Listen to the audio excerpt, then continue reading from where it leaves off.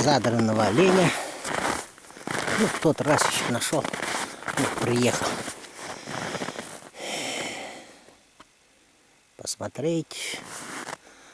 Рога отрубил, ноги отрубил. С ног камыса сдерну. Рога тоже пригодятся. Тут можно было бы капканы поставить, но тут близко. Километра даже, ну чуть километра, наверное. Моя избушка и собака у меня свободная бегает, молодая еще. Залететь может. Вот и в порядке эксперимента. Решил сделать, как он. Ну, того, короче, сделаю.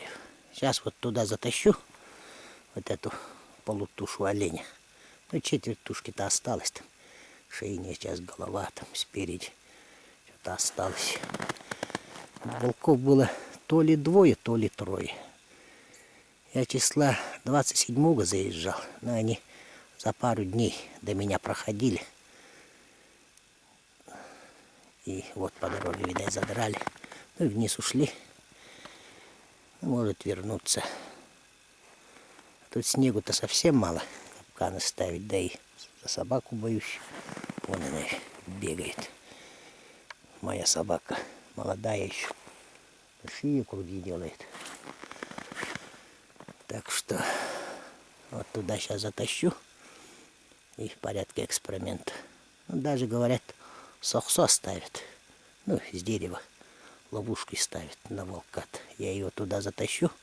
Капканы ставить не буду. Ну, зимой, может, поставлю. А так пока петли поставлю.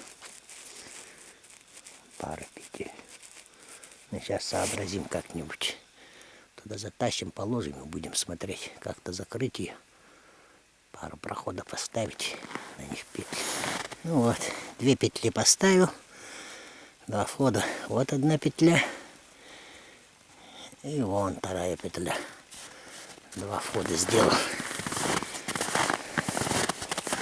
Я это чуть поменьше сделал петлю. Специально, чтобы, может, лиса припрется. Мы люди не гордые. И лисей будем довольны. Ну, эксперимент. Посмотрим. Зима долгая. Так-то стая-то маленькая. Ну, 2 или 3 волка. Они-то голодать будут зимой-то. Тебе небольшой стаи большого зверя давить. Тут-то они, надеюсь, оголодают. Блин, еще сверху перекрыть надо было. Ну, потом посмотрю, если вороны начнут таскаться. Тут ну, один ворон летает. Вот, да. Дня 2 назад прилетал. До этого видно, что хорошо поклевали остатки. Вот так вот. Ну, посмотрим. Говорят, на сохсо даже попадает. Сохсо делать тоже. Деревья рубить-то, ё-моё, там следов-то остается-то. А тут загородочка. Ну, посмотрим. Для голодных-то волков-то должно сработать. Потому как они даже деревню уже заходят. Собак воруют. А тут-то, видишь, они в природе вот так вот, например, медведь. Медведь, ну тот-то, халявщик еще тот, наверное, у них тоже добычу ворует. Тоже оттащит вот так вот, чем-нибудь закроет. Они-то должны понимать, с медведем-то они всю жизнь, весь свой эволюционный путь, как говорится, общались. Тут под медведем сработали, может быть. Посмотрят, да, скажут, нашего он отобрал. Полезут.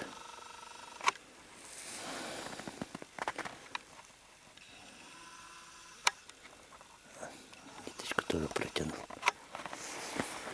Посмотрим, все как.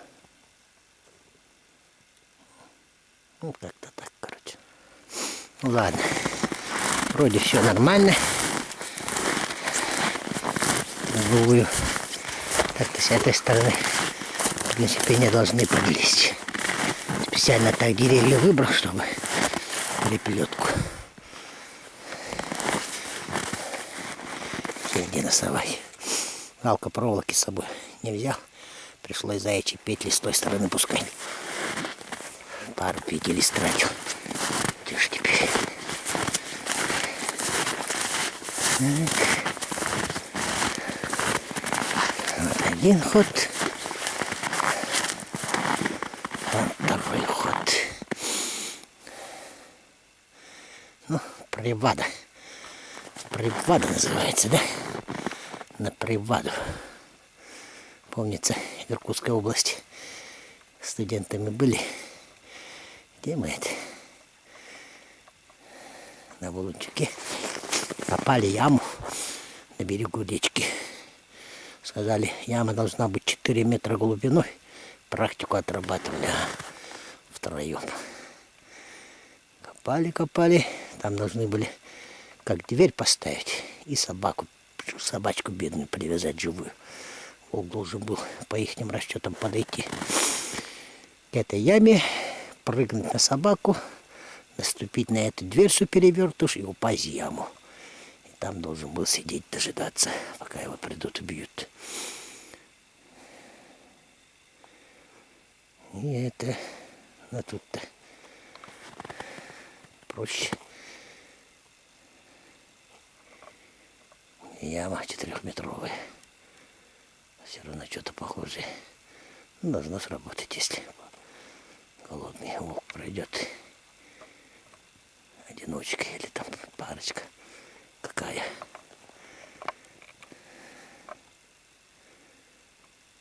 На приваду.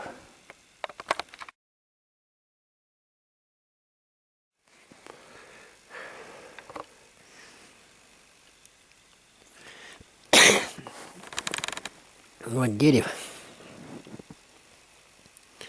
Вот это 20 с лишним назад он метку ставил. Уже высоко где-то. Ну, 2 метра уж точно есть. Больше 2 даже.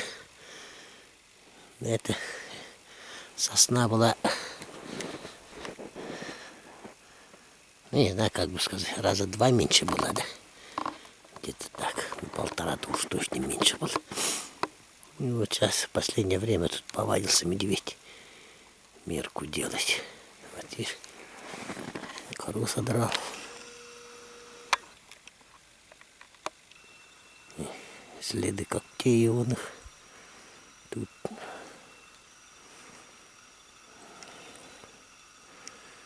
и шерсть в смоле прилипает.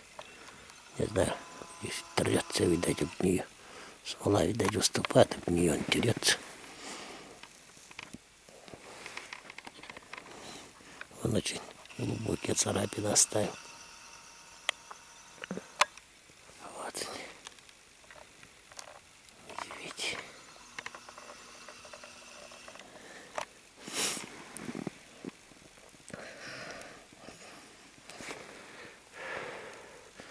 Насколько можно судить, он вот к метке подходит и спиной встает и начинает тереться.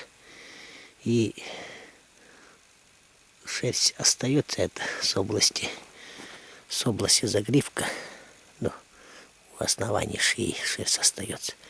Сейчас пойдем посмотрим, где у него шерсть осталась. Так, ну вот шерсть самая высокая.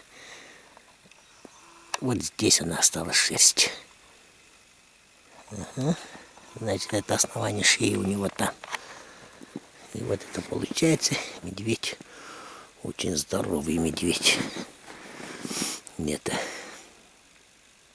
если надо бы станет, 2,5 метра высоты, да? Так вот где-то будет рост медведь. Тут еще снегом же еще. Сколько-то он до земли-то снегу-то там. Сантиметров 10-15, наверное. Вот такой вот медведь тут ходит. Давно уходит, метиться тут начал. Лет 5-то уж точно метится. Есть такое поверье, что если топором сделать затеску там выше места, где он достал, да, то он начинает искать встречи с тобой. Ну, чтоб побороться. Это он так метки делает, свой размер, свою силу показывает. Ну, свой размер показывает. На размер, соответственно, сила у них.